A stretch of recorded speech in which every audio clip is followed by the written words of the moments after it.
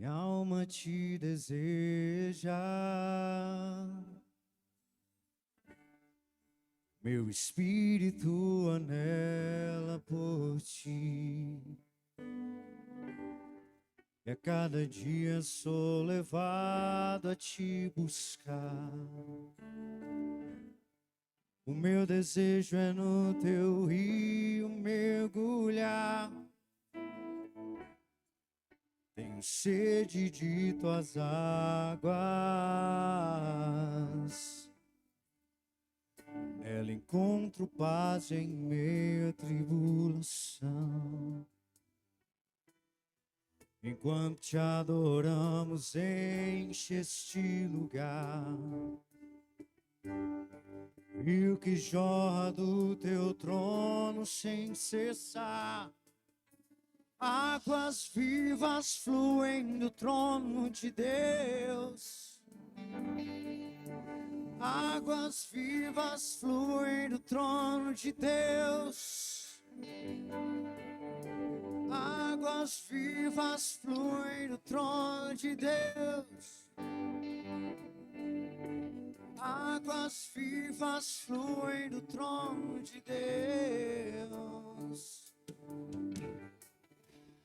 Minha alma te deseja, meu espírito anela por ti. E a cada dia sou levado a te buscar. E meu desejo é no teu rio mergulhar. Tenho sede de tuas águas, Senhor. Nela encontro paz em meio à tribulação. Enquanto te adoramos, enche este lugar. Rio que jorra do teu trono sem cessar. Águas vivas fluem do trono de Deus. Águas vivas fluem do trono de Deus. Águas vivas fluem do trono de Deus. Águas vivas fluem do trono de Deus. Vem me tocar com as suas águas. Vem me curar com o teu rio. Vem transformar meu lamento em festa. E leva-me ao lugar onde flui a tua unção. Vem me tocar com as suas águas, Senhor. Com o teu rio, vem transformar meu lamento em festa. Leva-me ao lugar onde flui a tua unção. Águas vivas fluem do trono de Deus. Águas vivas fluem do trono de Deus. Águas vivas fluem do trono de Deus. Águas vivas, elas fluem do trono de Deus. E aquele que bebe das águas vivas do Senhor nunca mais sentirá sede. A sede da sua alma será satisfeita quando águas vivas, águas vivas, águas vivas. Senhor, nós precisamos de águas que saciem a sede da nossa alma. E essas águas só encontramos em Ti, Senhor. Só encontramos em Ti, Senhor. Águas vivas. Por isso, Senhor, vem nos tocar nessa noite, com águas vivas, Senhor, com algo novo, com algo que transforme a nossa essência, que mude tudo o que somos.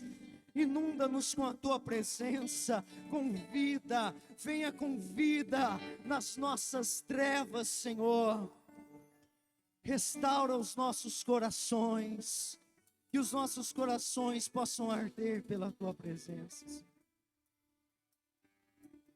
Por isso nós dizemos ao Senhor: vem nos tocar, vem me tocar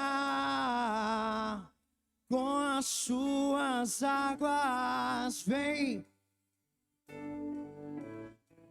com o teu rio, vem transformar o meu lamento em festa e leva-me ao lugar onde flui a tua unção. Vem, vem, vem me tocar com as suas águas, vem me curar com teu rio, vem, vem transformar o meu lamento em festa e leva-me ao lugar onde flui a tua unção. Águas vivas fluem do trono de Deus. Águas vivas fluem do trono de Deus. Águas vivas fluem do trono de Deus. Então beba, porque as águas vivas, elas fluem do trono de Deus sobre nós.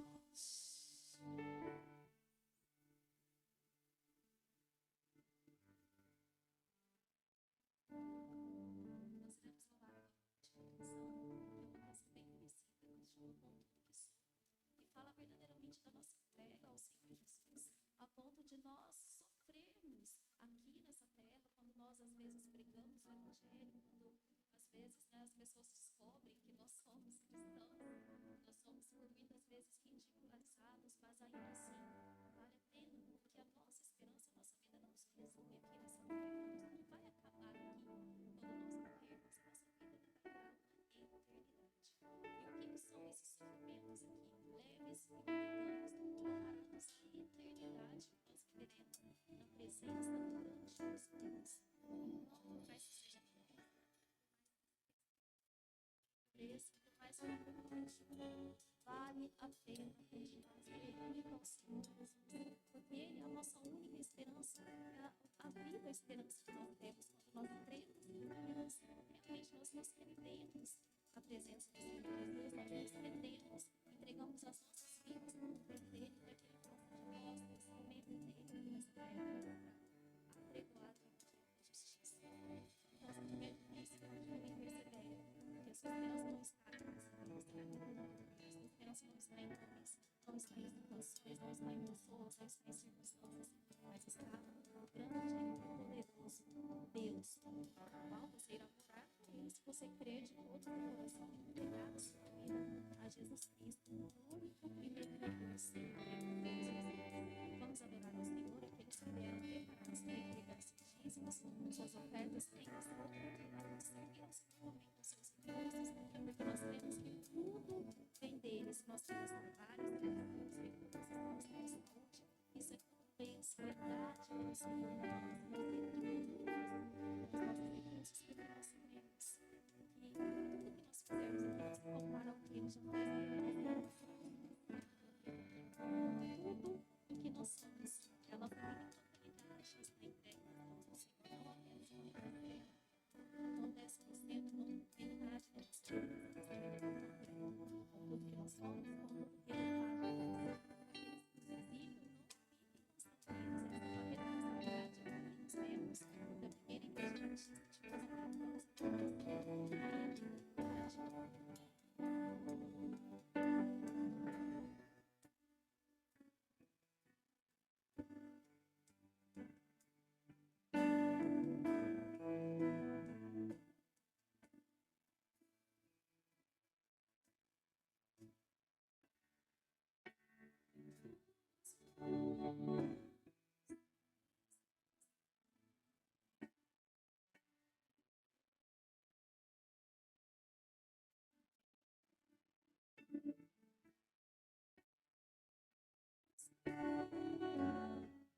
Me segura em tuas mãos e eu vou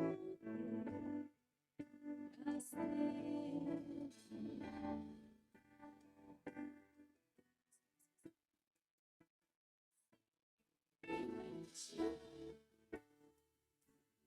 Jesus, eu me penso em ti. Jesus, a razão do meu viver, a razão do meu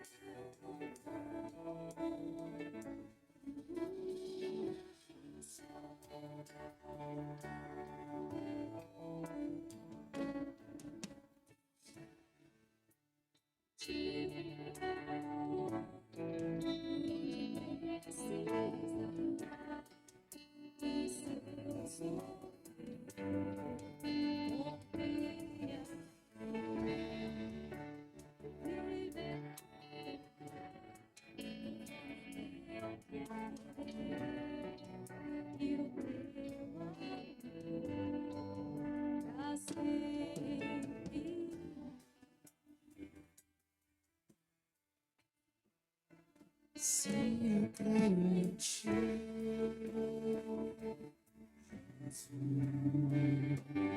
eu pertenço a ti,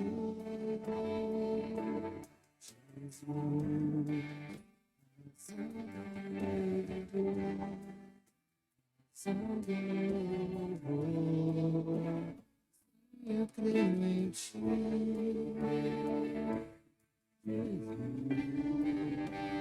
Eu pertenço a ti.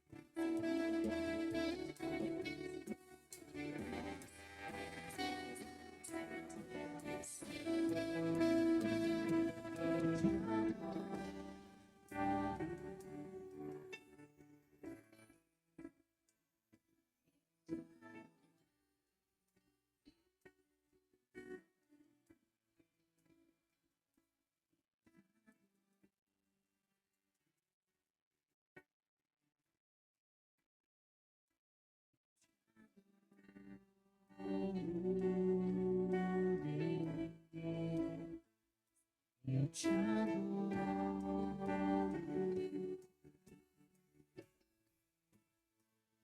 eu te adoro,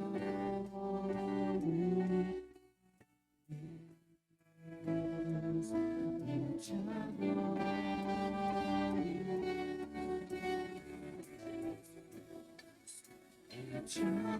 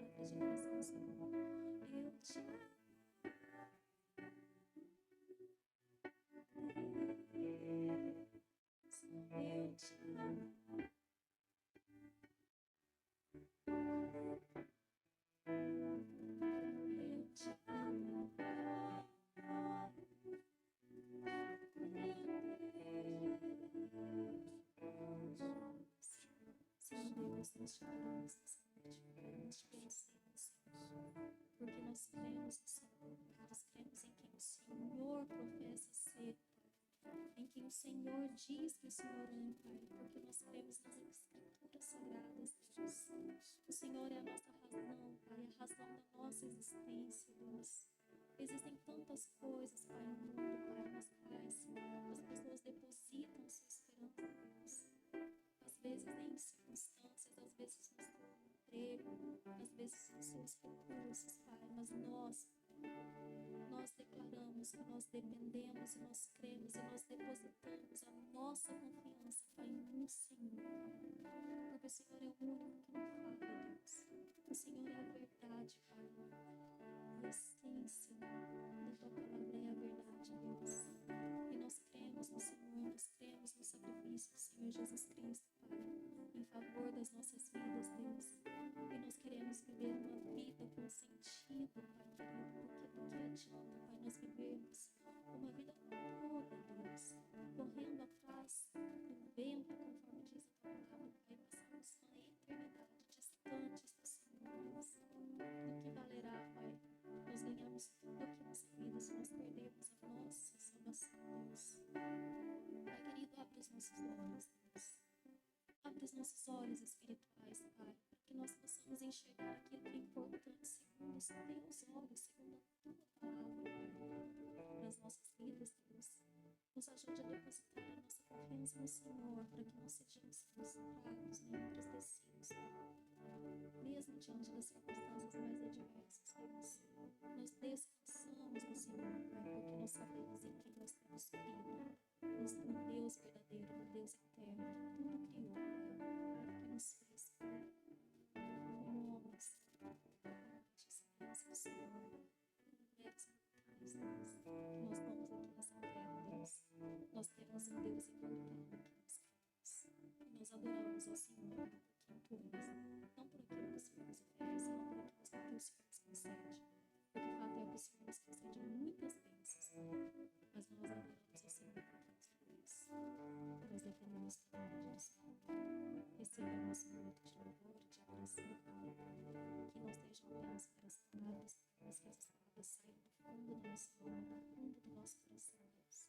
E que nós possamos estar aqui com nossos ouvidos abertos para que a Tua boa palavra encontre morada em nosso coração e dê muitos frutos para a glória do Senhor. Assim nós oramos e agradecemos a Ti, em nome de Jesus, em nome de Jesus.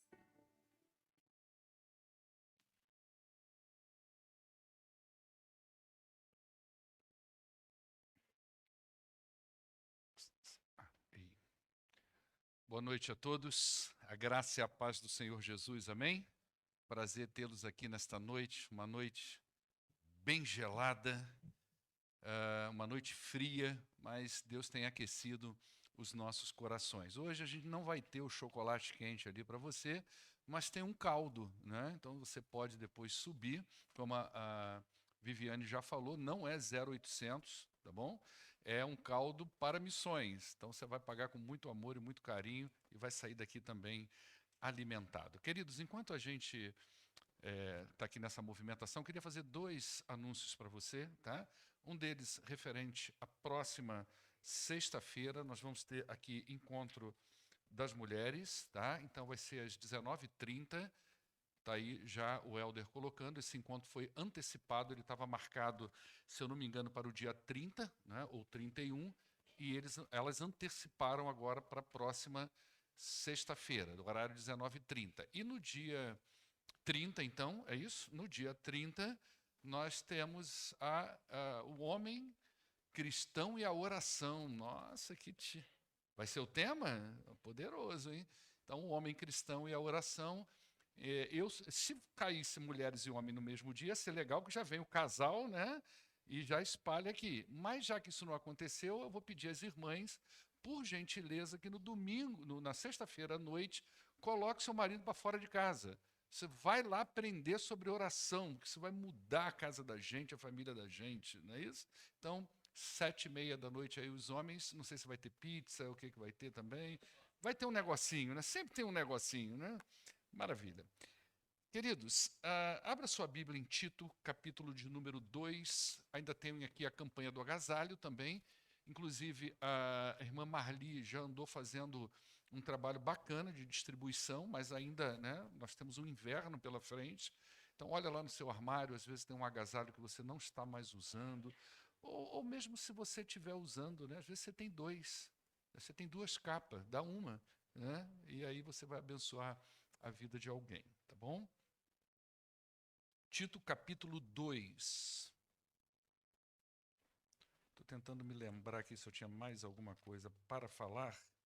Hoje de manhã nós tivemos a nossa assembleia, e a nossa assembleia, em função do Rodrigo, ficou aberta, né? Então nós vamos fechá-la quinta-feira, porque ele está de serviço hoje pela manhã e à noite, e na quinta-feira ele estará aqui. Nós estamos aceitando o Rodrigo como membro, então nós vamos encerrar nossa assembleia na próxima quinta-feira.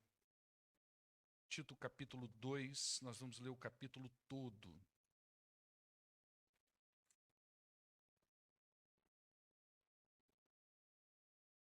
Até o verso 14.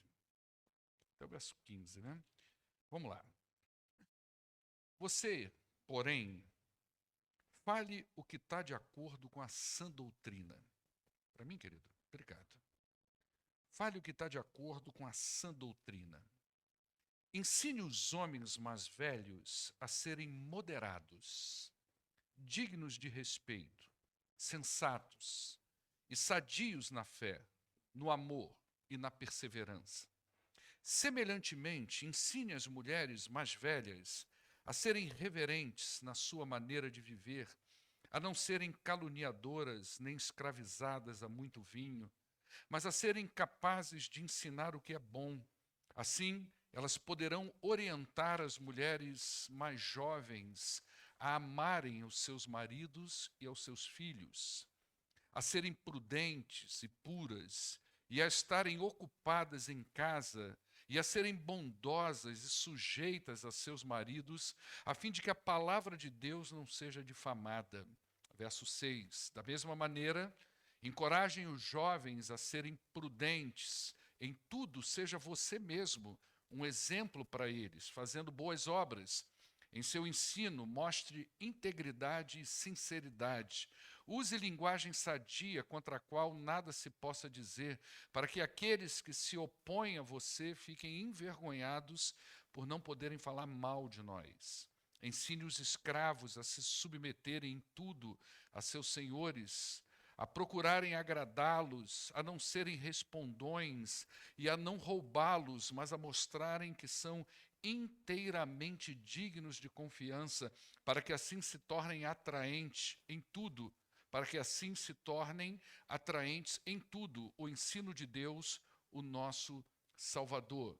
Porque a graça de Deus se manifestou salvadora a todos os homens. Ela nos ensina a renunciar à impiedade e às paixões mundanas e a viver de maneira sensata, justa e piedosa nesta era presente, enquanto nós aguardamos a bendita esperança, a gloriosa manifestação de nosso grande Deus e Salvador Jesus Cristo. Ele se entregou por nós a fim de nos remir de toda a maldade e purificar para si mesmo um povo particularmente seu, dedicado à prática de boas obras. É isso que você deve ensinar, exortando-os e repreendendo-os com toda a autoridade, que ninguém o despreze. Amém? Vamos orar ao nosso Deus? Você já pôde perceber aqui que hoje nós vamos falar para todos os grupos de pessoas presentes, entendeu? Nós vamos falar para jovens, rapaziada que está aí no primeiro banco, aqui embaixo também. Nós vamos falar para jovens, nós vamos falar para moças jovens, nós vamos falar para mulheres maduras na fé, para homens maduros na fé, nós vamos falar para liderança, nós vamos falar para todo mundo hoje, em nome de Jesus, amém? Eu devia ter colocado minha gravata, irmãos. Vamos orar ao nosso Deus. Pai, muito obrigado por essa noite. Eu louvo ao Senhor, ó Deus, porque o Senhor tem levantado pessoas em adoração ao teu nome. Eu louvo ao Senhor, ó Deus, porque o Senhor tem despertado um povo que ora, um povo que medita na tua palavra, um povo que adora o Senhor, um povo que vive em santidade de vida, um povo que fala do teu nome, que testemunha do teu poder por onde passa. Nós louvamos ao Senhor por isso. Louvamos, ó Deus, por cada pessoa dessa igreja, por cada família aqui nessa igreja, ó Deus, que o Senhor tenha abençoado, que o Senhor tenha estendido a tua mão. E eu peço, ó Deus, por aquelas famílias que ainda esperam do Senhor um milagre, que ainda esperam do Senhor uma intervenção divina. Eu me coloco como intercessor, ó Deus, dessas famílias. Te louvo também, ó Deus, pelo nosso ministério de música, ó Pai, que tão abençoadamente tem nos conduzido na presença do Senhor. Em nome do poderoso Jesus Cristo é que nós oramos, hoje e sempre. Amém. Antes da gente entrar aqui, quero lembrar para você, como eu falei hoje de manhã, nós estamos, não sei se você já teve a oportunidade de passar ali na Rua da Feira, você pode vir pela frente da feira, da rodoviária, ou pela frente da Unimed, naquela rotatória, nós estamos ali com esse outdoor, ok? Para o pessoal olhar para ali, começar a se interessar, aqueles, né? Quem sabe Deus pode falar no coração de uma pessoa, se interessar pela fé em Jesus Cristo. Então, quando você passar ali, ora ao Senhor, estende tua mão para esse outdoor, fala, Senhor, se você estiver dirigindo, um só, tá? Estende a tua mão para esse outdoor e fala, Senhor, em nome de Jesus, fala o coração das pessoas através disso que está escrito aqui nessas palavras, ok? Queridos, eu gostaria de olhar um pouco para o capítulo 2 de Tito. É um capítulo inteiramente importante para nós, inteiramente importante para a igreja do Senhor Jesus. É muito difícil quando a gente pega a palavra de Deus e dizer para você assim, olha, alguns trechos são importantes, como se outros fossem menos importantes. Não é sobre isso. A palavra de Deus, de Gênesis a Apocalipse, ela é extremamente importante para nós. Na minha classe de escola bíblica dominical, nós estamos ensinando sobre a origem da Bíblia. Eu quero que eles saibam muito bem sobre o material que eles têm na mão, que eles valorizem esse material, que eles saibam que dali, o que tem ali naquele material é palavra de Deus, que nós devemos ouvir, aceitar e responder a ela prontamente. Então, todo o material bíblico, ele é muito importante para nós. Mas alguns textos parece que ressalta em determinados momentos da igreja do Senhor Jesus. E Tito 2 é um desses. E antes da gente entrar no texto propriamente dito, eu quero pelo menos contextualizar esse material para nós. Um material, um documento importantíssimo para a igreja. Tito, ele foi um dos grandes companheiros do apóstolo Paulo. Você vai ver Tito lá em Atos, se eu não me engano, capítulo 15, a despeito dele não aparecer ali fisicamente, parece que há alguma questão em torno do nome dele. Ele foi um jovem pastor de origem provavelmente grega, uma origem gentílica, que acompanhou o apóstolo Paulo desde o início das suas viagens missionárias. Ele se tornou um companheiro muito importante para Paulo. Paulo designou provavelmente 3 missões importantes a Tito. A primeira delas foi levar uma carta à igreja de Corinto, uma carta que não aparece no nosso cânon bíblico. É o que muitos vão chamar de terceira carta de Paulo aos Coríntios. Mas essa carta não chegou para nós não conhecemos essa carta, mas ela é mencionada na primeira carta do apóstolo Paulo aos Coríntios, ou em segunda, agora já fiz até uma confusão aqui na minha cabeça. Não é? Essa foi a primeira missão. Depois ele volta com uma segunda missão, ele vai levar a segunda carta aos Coríntios. E ele chega lá nessa igreja e trabalha junto com eles, entrega a segunda carta aos Coríntios. E a terceira grande missão que o apóstolo Paulo dá a Tito é a missão em Creta, da onde ele está recebendo agora esta carta.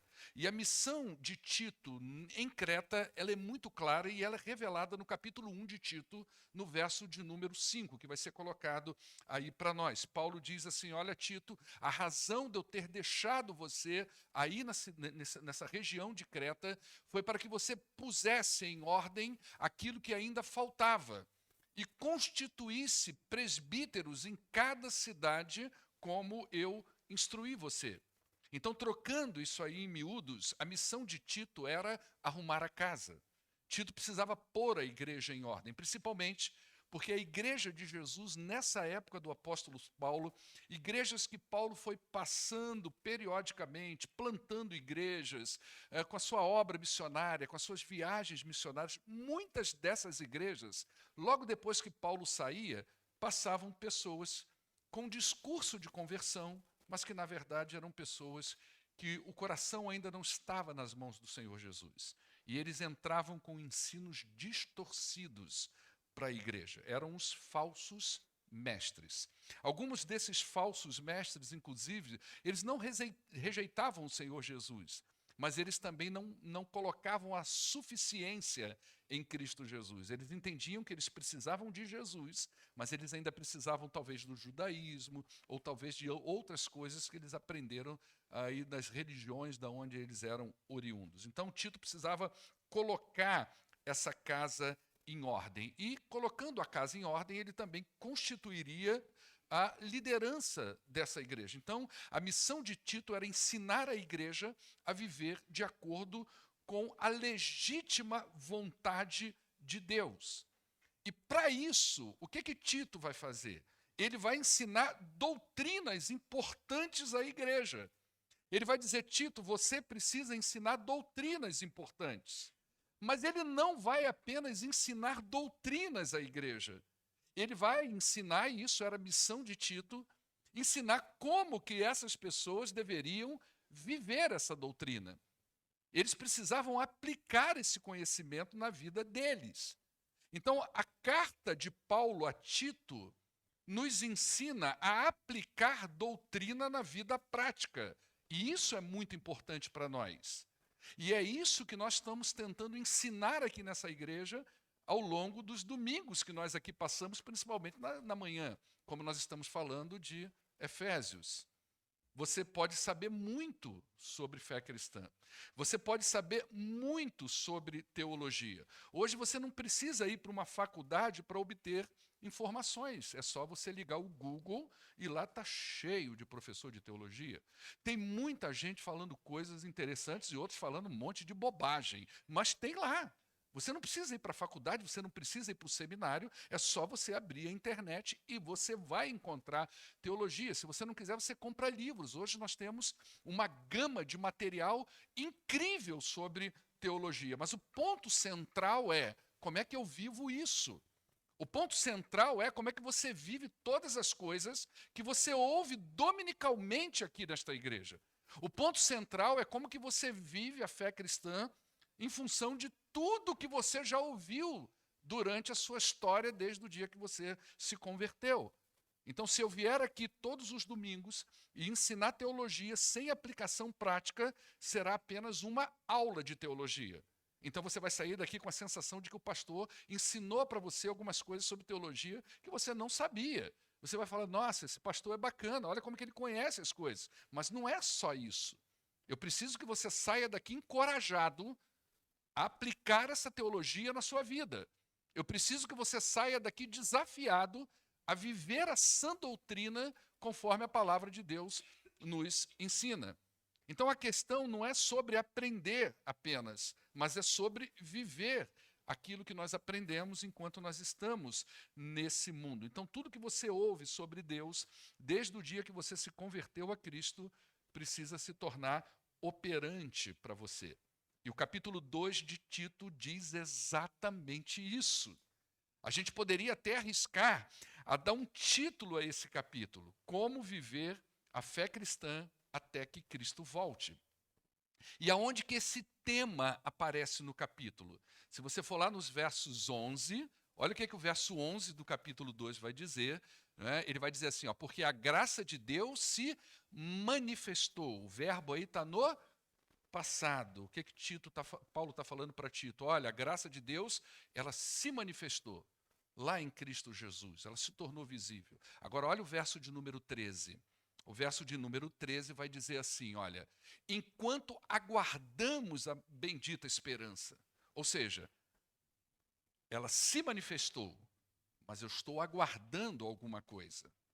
E o que Paulo está dizendo, ensinando a Tito é, existe uma janela, existe um espaço temporal entre a primeira manifestação de Cristo e o dia da sua volta. E o capítulo 2 de Tito vai dizer exatamente sobre isso. Como que nós precisamos viver nessa janela temporal.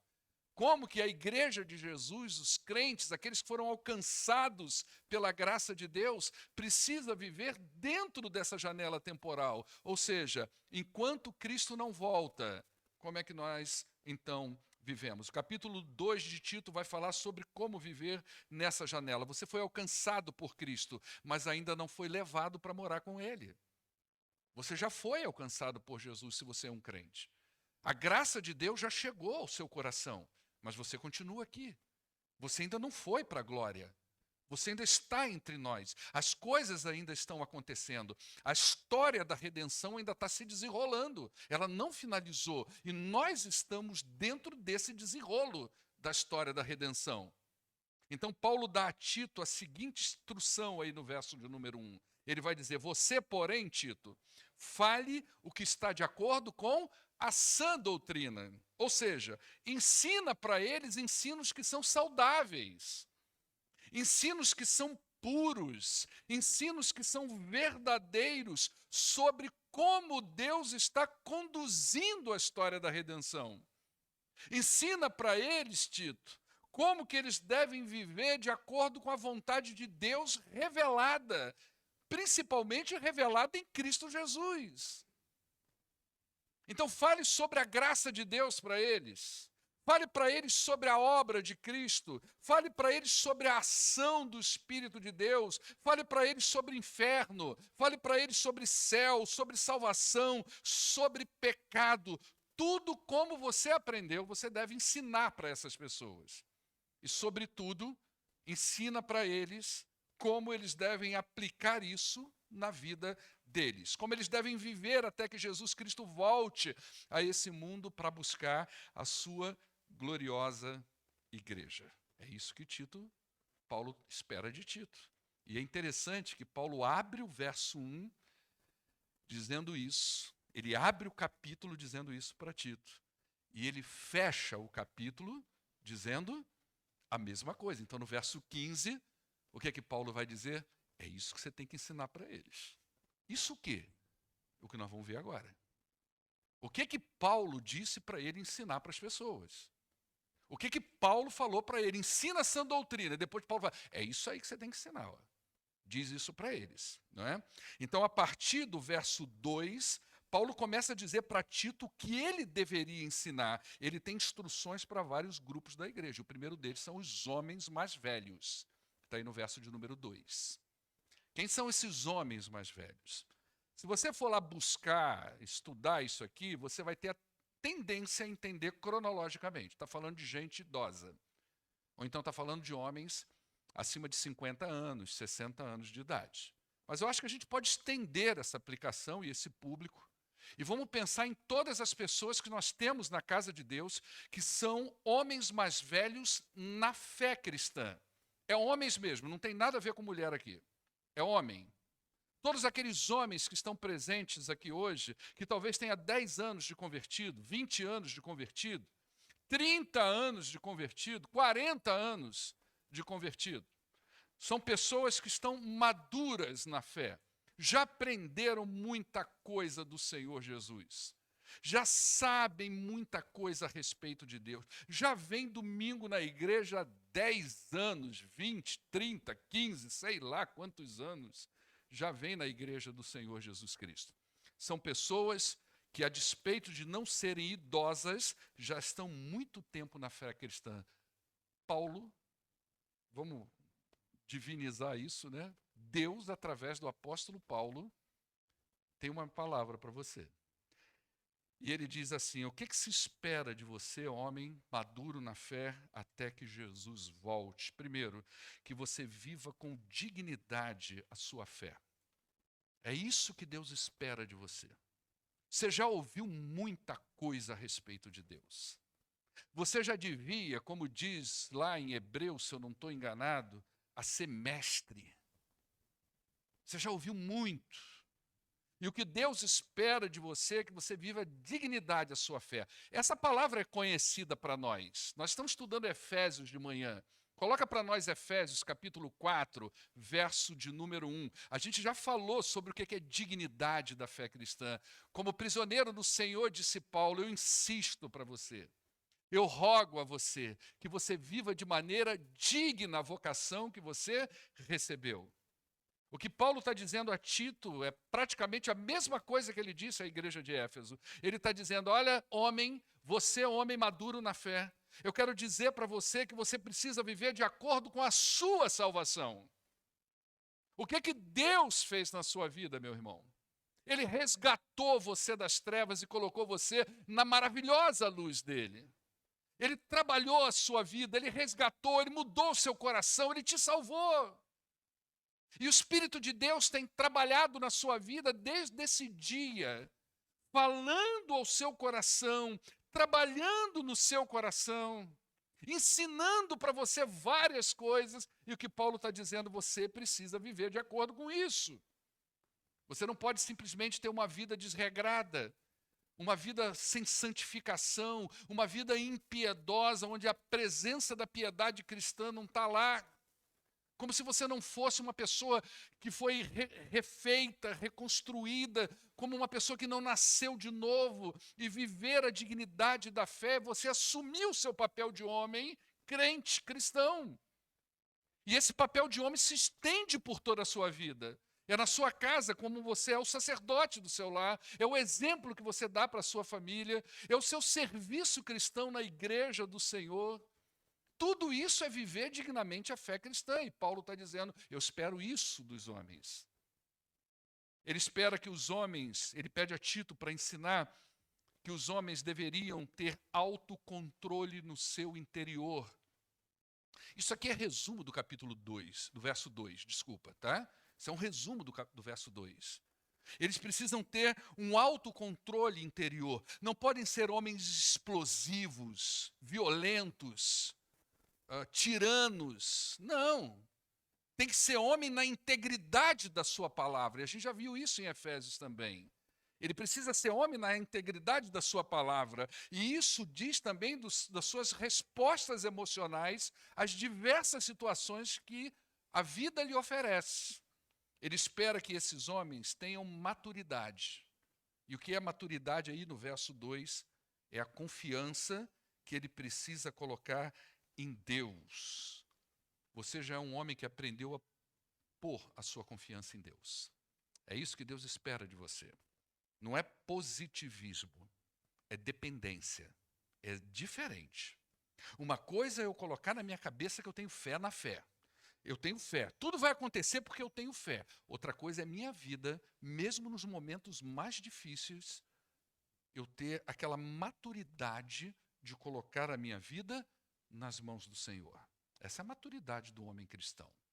É a sua confiança em Deus, a ponto das pessoas poderem olhar para você e dizer, ali vai um homem que confia e depende do seu Deus. A maturidade se revela também no amor, e o amor aqui se revela no serviço. A gente tem uma visão muito romantizada de amor cristão, não é? Amor cristão para nós é a tolerância a tudo, e não é. A Bíblia não diz disso. Qual foi o número da lição que você estudou nos jovens hoje? 14. Alguém mais aqui já estudou a lição 14? Vai chegar. Você viu o dom de profeta lá, como é que funciona? Vocês viram lá o dom do profeta? Você viu?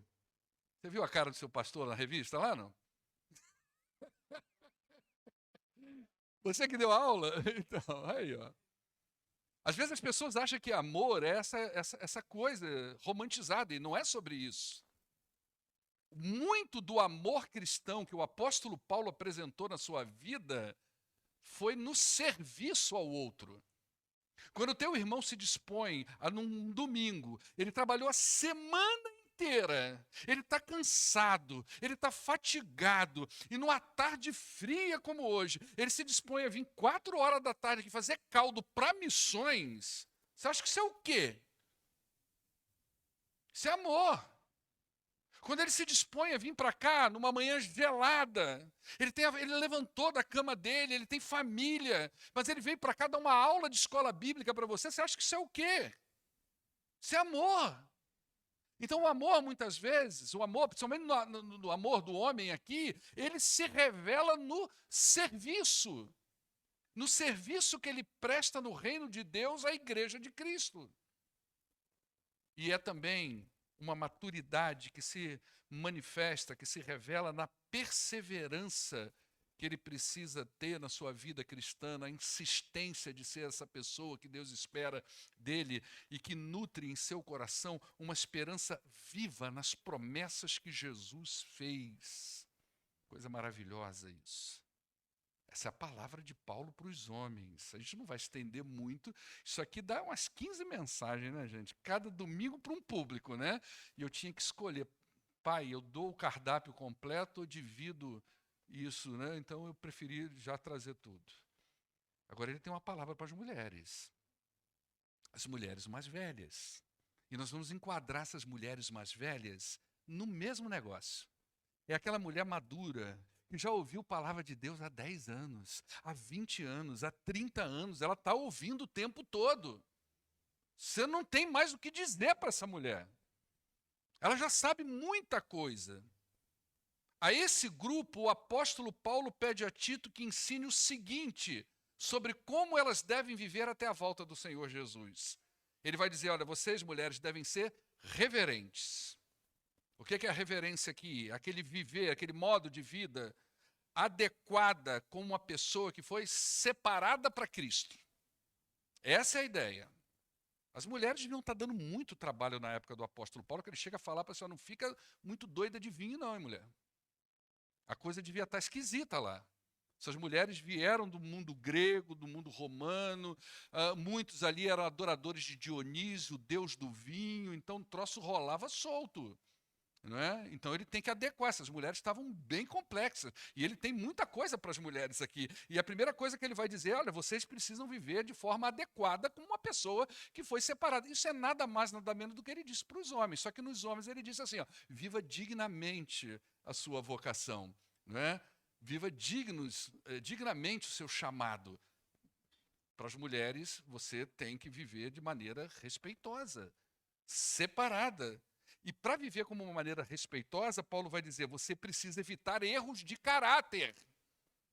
E quais são os erros de caráter que Paulo vai listar? Ele vai dizer assim, olha mulher, você tem que evitar ser caluniadora, mentirosa, que fica detratando o caráter das outras pessoas. Você teve uma experiência ruim com alguém, você está falando mal para todo mundo daquela pessoa. A pessoa não é preste, bota um tio e começa aquela falação. E fofoca é assim, fofoca é uma coisa que você pega, joga para o alto, depois você não junta, meu amigo.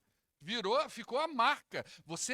O pior ataque que você pode dar contra uma pessoa é a deformação do caráter dela. Quando você bota em risco, em jogo o caráter de uma pessoa. Essa ideia da calúnia, Paulo vai dizer, você tem que tomar cuidado com a fofoca. Sabe o que é fofoca? Não sabe? Não precisa falar sobre fofoca, precisa? É aquela maledicência na palavra. É aquelas coisas que você nem sabe se é verdade, você nem estava lá direito. Pior coisa que a gente tem a fazer é contar para os outros coisas que a gente não viu. Alguém disse para a gente. E quando alguém conta uma coisa para você, presta atenção, aprende sobre isso. Isso eu já vivi na pele muitas vezes. A pessoa às vezes conta uma coisa para você, ela transmite na sua fala as emoções, a experiência e a interpretação que ela teve daquilo ali, que pode ser diferente da sua. Mas você pega aquilo que está sendo recontado para você e você passa a entender, interpretar e sentir como aquela pessoa. Mas você não estava lá. Você não viu o negócio. Você não teve condições de você mesmo interpretar. Você não estava lá. Aí o fofoqueiro, ele te dá uma visão do jogo. Por isso que eu sempre digo, ouve as duas partes. Se houver três, ouve três. Você ouve a Chapeuzinho Vermelho. Mas é bom ouvir o lobo mau. Às vezes ele tem alguma razão. Então, fofoca, Paulo vai dizer, olha mulher, cuidado com a maledicência. Que é aquela intenção realmente sutil de minar o caráter da outra pessoa. Na verdade, nós, povo de Deus, quando a gente reúne, a gente tem que reunir para falar de quem? Seja fofoqueiro para falar de Jesus. Essa é a fofoca da hora, irmãos. Essa é a fofoca do momento. Vamos espalhar para todo mundo essa fofoca que Jesus ressuscitou. Essa é a nossa fofoca. Essa é a nossa fala.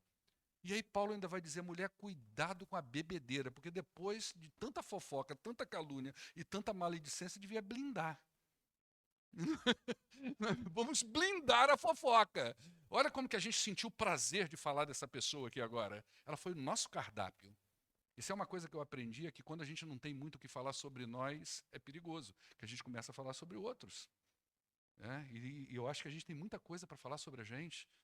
Então Paulo vai dizer para as mulheres mais velhas, olha, vocês precisam evitar esses erros de caráter. E ele vai dizer mais, ele vai dizer assim, olha, ensine o que é bom. Olha o lado positivo do ensinamento. Ensine o que é bom, aquilo que edifica, aquilo que leva pessoas ao crescimento espiritual. Esse tem que ser o nosso papo. A gente tem que conversar sobre coisas. Isso é tão perigoso, gente. Isso é tão perigoso. Você já ouviu falar na palavra inescrupuloso? Sem escrúpulo. A gente tem essa palavra como uma coisa feia, né? Mas ela diz justamente a falta de escrúpulo é quando eu não percebo as pessoas que estão ao meu redor e o quanto eu posso fazer mal do ponto de vista espiritual a essa pessoa. Então, às vezes, você está numa roda de crentes, né? E aqui a gente está falando de mulher, mas poderia estar falando de homem, qualquer outra coisa, e você não percebe que, às vezes, no teu grupo tem uma pessoa que não está madura na fé, não está segura espiritualmente, que ela nem convertida direito não é. E aí o inescrúpulo entra justamente aí, quando você não perde a oportunidade de fofocar, caluniar e usar maledicência e não percebe quem está do teu lado. E a pessoa sai dali escandalizada, eu vou te dizer, ela conta para todo mundo aquilo, e você nem sabe. Por isso que Paulo vai dizer, a conversa tem que ser boa, tem que ser aquilo que edifica, que leva a pessoa ao crescimento espiritual. E olha o que ele vai dizer agora para as mulheres mais maduras, né? Você precisa ser uma discipuladora das mais jovens. Nossa, que parada legal. Você deve sentar com as mulheres mais novas na fé na sua igreja e ensinar a elas o que é viver a vida cristã segundo a sã doutrina. É assim que a igreja cresce, gente. É assim que o povo se interessa pelas coisas de Deus. É assim que o povo vibra pelas coisas de Deus. Quando o próprio povo de Deus fala bem de Deus e do seu povo. Isso é maravilhoso. Recado para as mulheres mais velhas. E não é o pastor Paulo, é o apóstolo Paulo. Quer discutir com ele, irmãos? Eu estou amparado nele aqui hoje. Vamos lá, mulheres mais jovens. Não é? E aí vamos pegar aquelas, não só de idade, mas também o amadurecimento ainda não está total, mas idade também. Ela vai dizer aqui, vocês precisam aprender, e deveriam aprender isso com as mulheres mais velhas, a amarem os seus maridos e os seus filhos, a cuidar deles, a se interessar por eles. E olha que nós vivemos um tempo hoje, onde as mulheres, elas estão fora da casa. Minha esposa trabalha o dia inteiro. E outras tantas mulheres aqui trabalham o dia inteiro, ou parte do dia. O que Paulo está dizendo não é, mulher, você não tem que largar o seu emprego e ir para dentro de casa. Não é sobre isso. Mas ela nunca deve negligenciar o seu marido e os seus filhos. Ela precisa cuidar deles. Ela precisa ajudar o seu marido. Ou melhor, o marido é que ajuda ela nessa função, que é uma função que Deus, de certa forma, confiou a ela. Mulheres, vocês precisam ser prudentes e puras, prudentes, cuidadosas no que falam, cuidadosas no que faz, cuidadosa no que usa, cuidadosa por onde anda. As mulheres mais novas precisam aprender sobre isso, segundo Paulo, e a serem puras no seu comportamento. Isso está nos versos 4, parte B, até o verso 5. Elas deveriam, até Jesus voltar, serem mulheres implicadas e comprometidas na administração da sua casa, mesmo trabalhando fora. A mulher, quando vai trabalhar fora, é um risco triplo, né? Porque por isso que eu faço muita questão de ajudar minha mulher naquilo que eu posso, principalmente na lavagem de louça, irmãos. Nesse frio. Às vezes minha esposa chega na beira da pia, lá no apartamento não tem água quente, né? E eu digo para ela, você não vai pôr sua mão nessa água gelada. Amém, irmã? Deixa comigo que eu vou lavar essa louça. Mas não é sobre louça, né? É muito mais do que isso. Elas devem ser bondosas e sujeitas ao seu marido. Homens mais jovens, palavrinha pequena de Paulo no verso 6. Ele só deixou uma coisinha. Da mesma maneira, encorajem os jovens a serem o quê? Prudentes. Prudentes no seu temperamento, prudentes na sua fala, prudente nas suas ambições, nas suas cobiças. Presta atenção, jovens, olha aqui para mim, look me. Prudente no seu apetite sexual.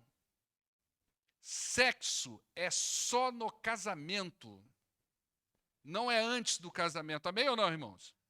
Não é no casamento. Sexo é presente de casamento. Então, seja prudente no seu apetite sexual. Seja comprometido com a pureza e a fidelidade antes e depois do casamento. Você está namorando? Seja fiel à sua namorada. Protege ela. Cuida dela. Cuida dos apetites de vocês dois. Ora, se você vê que a coisa está esquentando, sai fora e toma um banho de água gelada. Melhor receita que tem. Corre, corre, igual o diabo corre da cruz. Corre, corre, corre. Proteja-se, proteja a sua namorada, sua noiva. Para os líderes, versos 7 e 8. Isso até Jesus voltar, tá, gente? Não é só hoje não, hein? Olha o que ele diz para os líderes. Integridade. Paulo está falando a Tito aí. Seja você mesmo um exemplo para eles. Integridade. A integridade aqui, ela dá a ideia de incorruptibilidade. Ou seja, o que que Paulo espera de Tito? Ele, como pastor de igreja, como líder de igreja, que as motivações dele para o ministério sejam legítimas. Não sejam torpe ganância, não seja uma torpe ganância, motivo financeiro, não é sobre isso. Mas é sobre uma motivação legítima por aquilo que nós estamos fazendo. Isso é para o pastor, isso é para todos os líderes. Por que nós assumimos um ministério? Por que nós pegamos aquilo que Deus está nos dando? A nossa motivação precisa ser legítima para aquilo, e não uma oportunidade para alguma coisa. Motivações sinceras e legítimas. E ele vai dizer, o seu ensino também tem que ser sério. Você tem que dar na veia do povo. Você tem que ensinar sã doutrina. Você tem que ensinar aquilo que é puro. Você tem que mostrar integridade naquilo que você está ensinando para as pessoas. Você não pode ficar tirando ensino de trás da orelha. Hoje eu não preparei o sermão direito, eu vi um texto aqui, bonitinho, um ponto. Não, não é sobre isso. O líder precisa se esmerilhar, o pastor precisa dobrar o joelho, precisa orar, precisa estudar, precisa passar horas ali aprendendo a palavra de Deus para poder trazer alguma coisa que seja sincera, verdadeira, que você vai ouvir em 30, 40 minutos, mas que ele demorou 24 horas às vezes para preparar, ou até mais, não é? E ele vai dizer, seja claro nas suas instruções, ou seja, você deve ensinar a essência do ensino. Fica rodeando muito não. Senão você vai falar, vai parecer que você sabe muito, o povo vai sair sem saber nada. Então você tem que ser claro no que você está ensinando. O povo tem que sair entendendo. Ele falou sobre isso. É isso que ele está falando. O que ele está falando hoje? O pastor falou o seguinte, entre a primeira vinda de Jesus e a segunda, tem uma janela. E ele está dizendo como é que a gente deve viver nesse tempo, até que Jesus volta. E o que ele disse sobre isso? Essa coisa arada toda que você está ouvindo aqui. Para os homens ele disse uma coisa, para as mulheres, para os jovens, para os líderes e tudo mais. E ele vai dizer para os trabalhadores, dos versos 9 a 10. Ele vai dizer, olha, em relação ao trabalho do trabalhador, ele vai dizer assim, olha, procure agradar o seu empregador. Você é diferente lá no seu trabalho. Quando você chega lá, as pessoas precisam ver a sua integridade.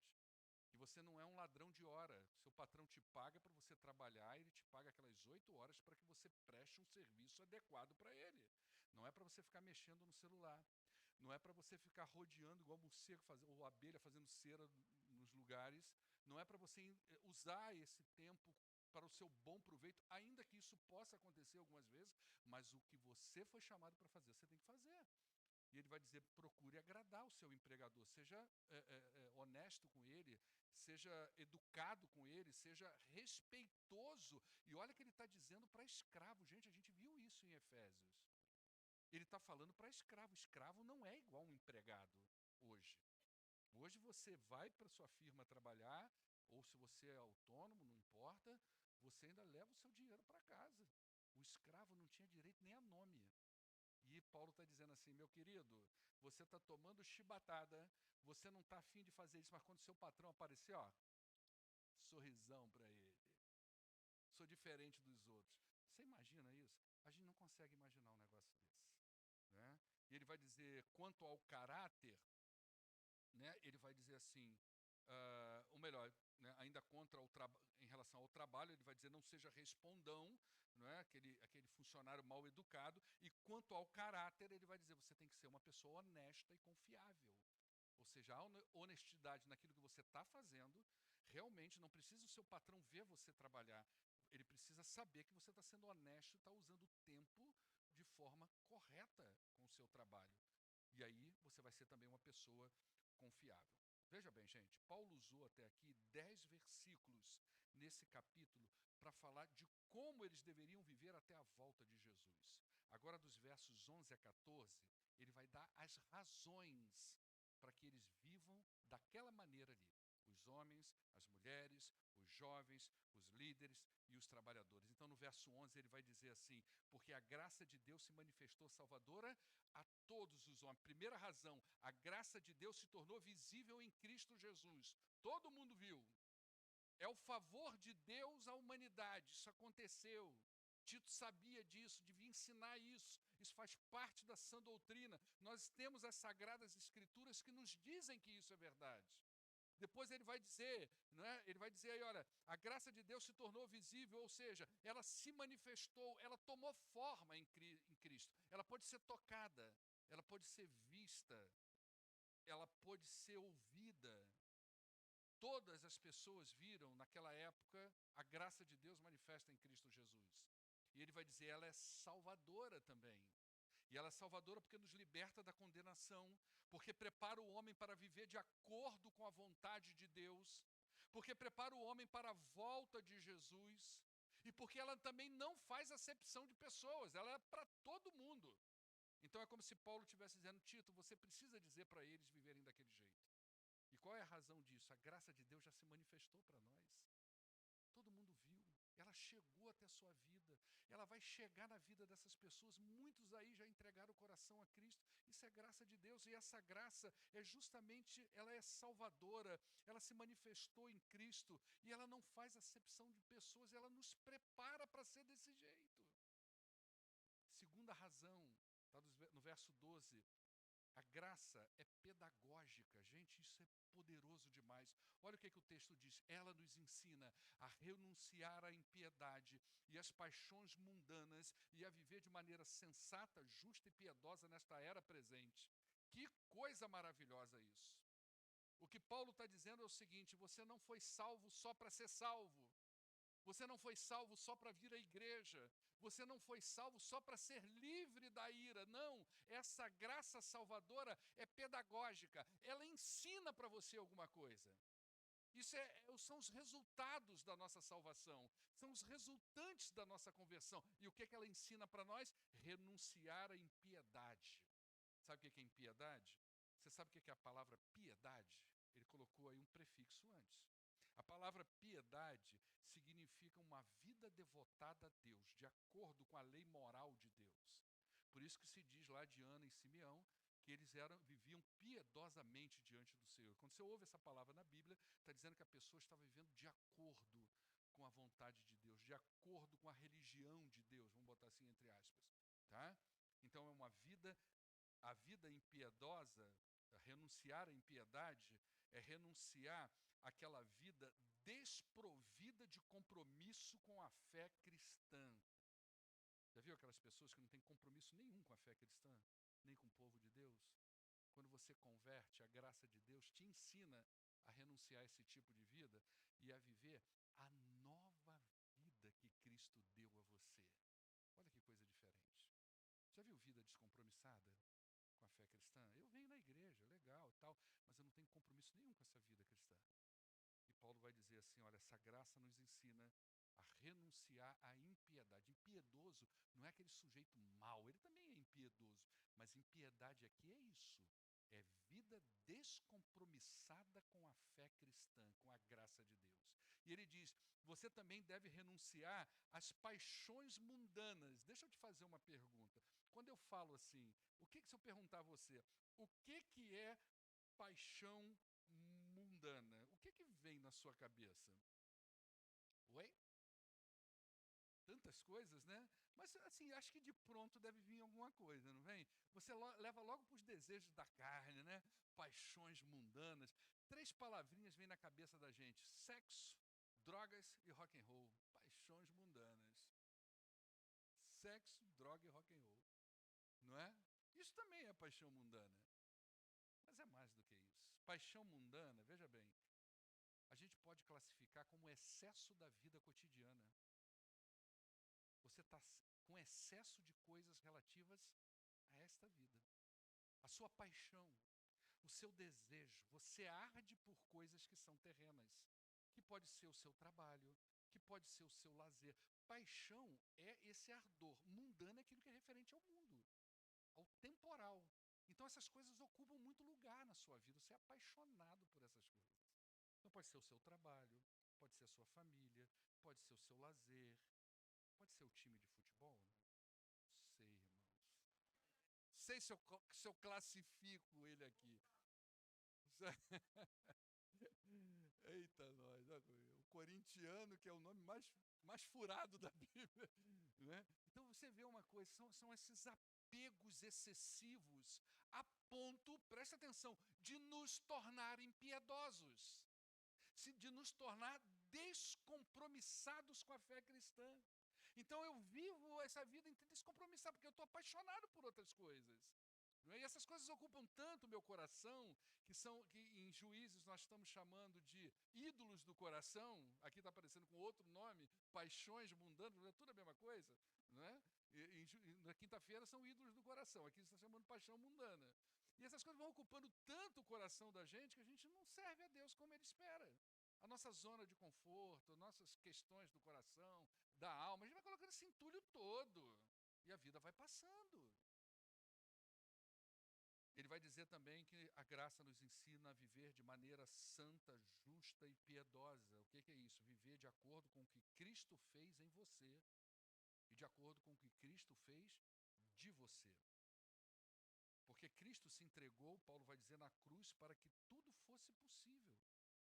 Jesus entregou-se na cruz para que essas coisas fossem possíveis. Agora, presta atenção no que eu vou dizer para você. A graça, ela não só torna as boas obras possíveis, ok? Mas como ela nos encoraja a tornar tudo isso visível. Understand? A graça, ela não só torna isso possível, porque isso é possível viver desse jeito, viver como um homem crente, uma mulher crente, viver como um jovem crente, uma moça crente, um empregado crente. Isso não só é possível em Cristo Jesus, como a graça diz para mim, eu preciso tornar isso visível a partir de mim, daquilo que foi feito em mim, não é? Então ele vai dizer aí, ele se entregou por nós a fim de nos remir de toda a maldade e purificar para si mesmo um povo particularmente seu, está no verso de número 13, dedicado à prática das boas obras. Ou seja, é possível, mas não é só possível. Está nos encorajando a tornar real, a tornar visível. A graça nos ensina isso. Né? Ela não só salva, mas nos ensina a viver nesse mundo desse jeito. No verso 13 vai dizer que ela nos ensina a ter esperança. Enquanto aguardamos a bendita esperança, a gloriosa manifestação do nosso grande Deus e Salvador, Jesus Cristo. Então a graça de Deus, revelada em Cristo, nos dá esperança, uma esperança viva da volta de Jesus. Mas entre os versos 11 e 13, existe uma janela que precisa ser preenchida com uma vida segundo a sã doutrina, a viver do jeito que a Bíblia diz. E Paulo fecha então o capítulo como ele começou. Então, se no começo ele disse, olha, tio Tito, ensina lá a sã doutrina, ele vai fechar o capítulo dizendo, é isso aí que você tem que ensinar. O que eu fiz aqui hoje com você? Eu te ensinei o que o apóstolo Paulo mandou Tito ensinar na igreja dele. É assim que a Bíblia fala hoje. Sabe como que a Bíblia fala hoje? A Bíblia fala hoje quando nós pegamos ela, lemos um texto, explicamos o texto e aplicamos o texto. A Bíblia está falando com você. eu preguei exatamente a mensagem que Paulo mandou Tito pregar na igreja dele. Olha que privilégio que nós tivemos aqui nessa noite, não é? Ele vai dizer, é isso que você deve ensinar, exortando-os e repreendendo-os com toda a autoridade. E ele ainda vai dizer uma coisa, porque você tem que fazer comigo também. Ninguém despreze ele. O que a gente aprende aqui hoje, para a gente aplicar na vida da gente? Como é que a gente conclui? Como é que a gente fecha? O que a gente aprendeu aqui? Aprendemos que, até que Cristo volte, nós devemos viver a vida integralmente. Não é metade, gente. Metade no reino nunca se contou. Vida cristã tem que ser integral. Presta atenção no que eu vou te dizer. Muitos crentes, muitas igrejas não vivem a plenitude da vida cristã porque vivem ela pelas metades. Às vezes ora muito, mas medita pouco. Às vezes medita muito, mas ora pouco. Às vezes medita e ora, mas não aplica na vida. Às vezes aplica uma coisa, mas não aplica a outra. É uma coisa assim, sabe? É igual um caso que eu já contei aqui uma vez, num determinado lugar, não vou ficar aqui citando nomes, né? E eu estava junto com uma equipe multidisciplinar e nós tínhamos um caso de um menino, e aquele menino tomava uma determinada medicação, mas ele estava muito desregulado. Já contei isso aqui no último mês, né? Ou na última semana, não me lembro bem. E aí quando a mãe chegou, nós interrogamos ela e tal. Você está dando a medicação? Tô. A medicação era para ser dada 3 vezes ao dia. Né? Você está dando? Tô. Como é que a senhora aplica? Porque essa pergunta também é muito importante. Não é só se você está fazendo, é como que você faz. Ah, pastor, eu aplico a Bíblia na minha vida. Mas como é que você está fazendo isso? Como é que é? Diz para mim aí. Isso aqui, como é que você aplica isso aqui? Né? E aí a mãe falou assim, então, é o seguinte, às vezes eu não tenho muito tempo. Eu dou 2 doses de uma vez, a outra eu dou só de noite. Ou então eu fico o dia inteiro sem dar, à noite eu taco as 3. Quantidade, ela está errada, gente. Eu não sei. Mas era assim que ela distribuía lá a medicação. E a criança apresentava né, a coisa. Então, é a mesma coisa a vida cristã. Às vezes você pega a aplicação, ela tem uma aplica, mas como que você está fazendo isso? E se não faz certo, o resultado não é de acordo. Nós aprendemos aqui que a graça de Deus nos encoraja a viver integralmente a vida cristã até que Cristo volte. Ela nos encoraja a viver a vida cristã integralmente e ela nos encoraja a fazer isso até que Cristo volte. Então é todo dia, gente, isso é uma luta diária. Você ouviu isso aqui hoje, eu quero encorajar você amanhã, hoje, você já começar a pôr essas coisas em prática na sua vida. Você tem que lutar, você tem que se impor a você mesmo como crente. Você tem que vencer os seus limites. Você tem que vencer as barreiras. Você tem que vencer a você mesmo. Às vezes o campo de batalha vai ser no seu coração. Às vezes o campo de batalha vai ser na sua mente. A mente é uma luta diária. É uma luta diária. Não pensa que eu venho para cá como pastor de igreja e abro a Bíblia e ensino para vocês que todo dia eu não tenho que falar para mim mesmo. Eu sou um pastor de igreja. Deus me levantou para isso, porque Satanás, por outro lado, vem todo dia dizer para mim, você não foi chamado. Olha como que as pessoas estão falando de você. Você não ama ninguém, as pessoas estão dizendo isso sobre você. Isso é verdade, você tem que acreditar nisso. Né? Você até fala umas coisas legais, mas olha só o que eles estão falando de você. Você tem que acreditar nisso, e aquilo vai jogando a gente para baixo, e o cajado da gente vai quebrando, até que o Espírito Santo vem e diz, isso é mentira. Não acredita nisso. Faz o que eu mandei você fazer e ponto. Levanta aí, o corvo vai lá, bota um pãozinho, uma água, levanta e vai embora. Tem muita coisa para você fazer ainda. Então é uma batalha na cabeça da gente. Você vive isso também. Olha, hoje eu tô fraquinho, eu acho que Deus não me ama. Não, ama sim, não acredita nessa mentira. As coisas não vão dar certo, eu nunca vou ser desse jeito. Não acredita nessas coisas. Para uns a batalha é no coração, para outros é na mente. Mas é todo dia para você se impor, como Paulo está dizendo. Você pode ser essa pessoa, você foi criada para ser essa pessoa e o Espírito Santo te potencializa a ser essa pessoa. Mas tornar essa pessoa visível é um trabalho seu. Nós aprendemos aqui hoje que nós precisamos colocar isso em prática. Como? Cada grupo aqui aprendeu. O homem, a mulher, o jovem, né? E tudo isso vai redundar em testemunho. Você viu que tem 2 textos aí que eu não falei, né? Relativo aos escravos e relativo às mulheres. Tudo isso redunda em glória para Deus e testemunho. Testemunho da graça salvadora de Deus, ou seja, a graça está ensinando aquela pessoa, está falando no coração daquela pessoa. Amém? Vamos adorar o nosso Deus. Ponha isso no teu coração e na tua mente. Vamos ficar de pé. Não se curve o vosso coração, Filha de Deus, derramei em mim, casa de meu Pai, Deus morar. Se não fosse assim, eu não teria dito,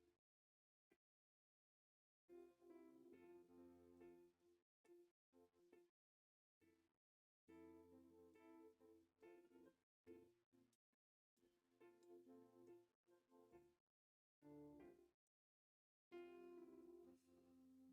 os levarei para a minha presença.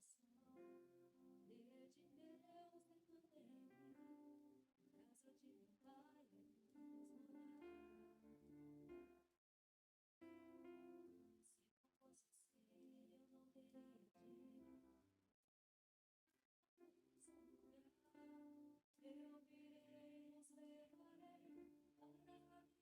mim. Em verdade eu vos digo,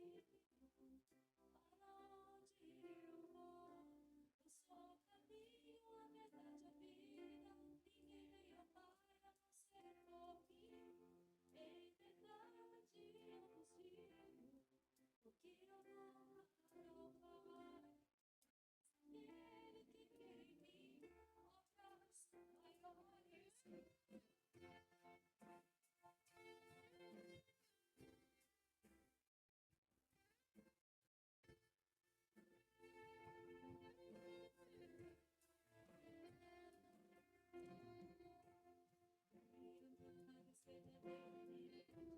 mim, obras maiores. Rogarei ao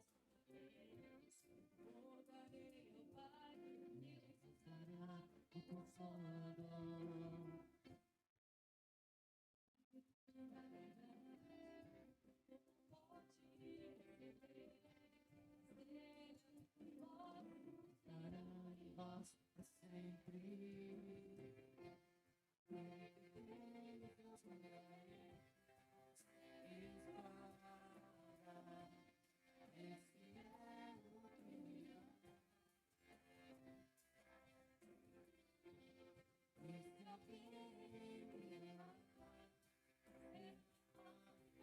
é o caminho. Esse é o caminho. O meu Pai, eu também o amarei e manifestarei a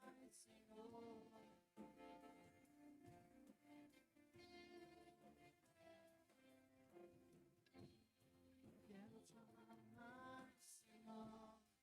Quero te amar mais, Senhor.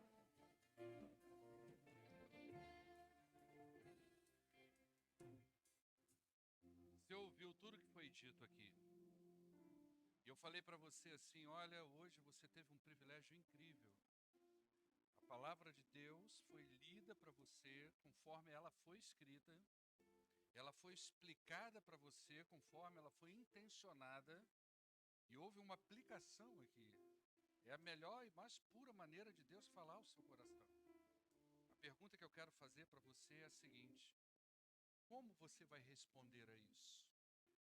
Eu quero encorajar você. Você quer dar um passo hoje, eu não sei qual. Está aí no seu coração e na sua mente.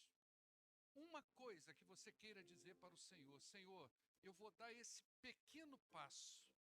Eu já estou há tanto tempo na fé cristã, Senhor, eu já ouvi tanta coisa. Mas tem algumas coisas que têm bloqueado a minha mente, o meu coração. Eu não consigo ser aquela pessoa que o Senhor espera. Às vezes eu até quero, mas as paixões mundanas de hoje, você entendeu o que é isso? Elas às vezes batem, ela vem, me desanima. mas eu quero dar um pequeno passo. Eu não sei qual esse passo, você vai decidir no seu coração. Você quer fazer isso? Eu quero orar por você. Eu não vou trazer você aqui à frente, eu não vou falar o seu nome, eu só quero orar por você. Você quer dar um passinho? Levante uma de suas mãos, quero orar por você. Graças a Deus, graças a Deus, graças a Deus. Pode baixar suas mãos, tanta gente levantando as mãos. Um passinho que você vai estipular com Deus. Seja mais um tempo de oração, seja mais um tempo de meditação, seja mais um esforço, seja a luta, a batalha contra o seu coração, contra a sua mente. Um passinho que você vai decidir dar com Deus hoje. Nada grande. Você quer fazer isso? Você não levantou sua mão ainda. Quem já levantou não precisa levantar, pode baixar você. Tem mais alguém? Levanta a mão aí que eu quero saber. Pode baixar sua mão, graças a Deus. Tem mais? Um passinho que você vai dar com Deus. Só você e Ele sabe. Mas seja um passo verdadeiro. Tem mais alguém? Levante uma de suas mãos, eu quero orar com você. Mais ninguém? Vamos orar ao nosso Deus. Pai, muito obrigado por esta noite. Aplica essa palavra no coração dos teus filhos, ó Deus, de forma revolucionária, de forma tremenda, a ponto, ó Deus, de haver mudança na vida deles. E o Senhor agora ouviu, ó Deus, da parte deles, o pequeno passo a ser tomado, um passinho, mas que ele seja verdadeiro. E talvez muitos aqui, ó Deus, vão ter dificuldade de fazer isso. Então eu peço, Pai, em nome de Jesus e pela misericórdia do Senhor, que o teu Espírito os sustente nessa decisão, que o teu Espírito caminhe com eles, para que o teu nome seja glorificado, para que as pessoas conheçam como o Senhor trabalha na vida das pessoas. Em nome de Jesus, ó Pai, é que nós oramos agradecidos, hoje e sempre. Amém. Dá um abraço na pessoa que está do teu lado, deseja a paz de Jesus para ela, que Deus abençoe a sua vida. Aquele que tem os braços pra ver. E para, esse é o que me ama. E se alguém me amar, será amado por meu Pai. Eu também o amarei e me manifestarei a Ele. Quero te amar mais, Senhor.